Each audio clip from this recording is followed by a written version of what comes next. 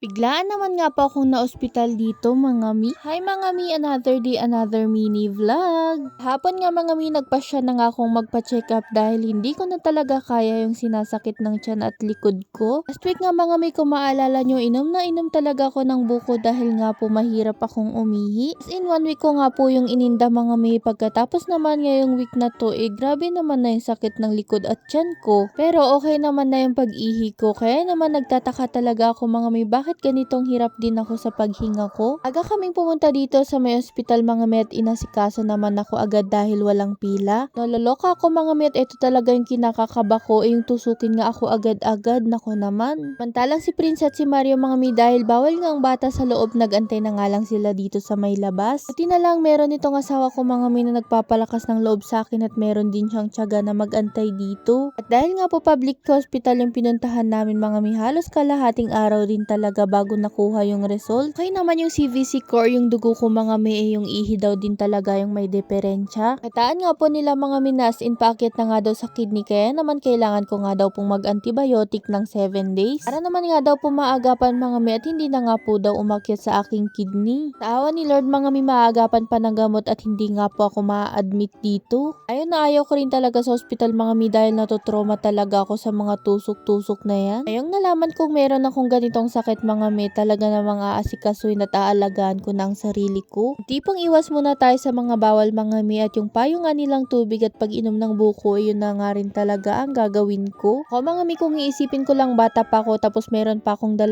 anak na kung saan bata pa sila, kaya naman kailangan ko talagang alagaan sa sarili ko. Kailangan pa ako syempre ng mag-aama ko mga mi at hindi kailangan gumive up sa buhay. Kahit lang to na hindi naman kalalaan at maaagapan pa mga mi, kaya naman mamahalin ko ang buhay ko. Yun lang, bye!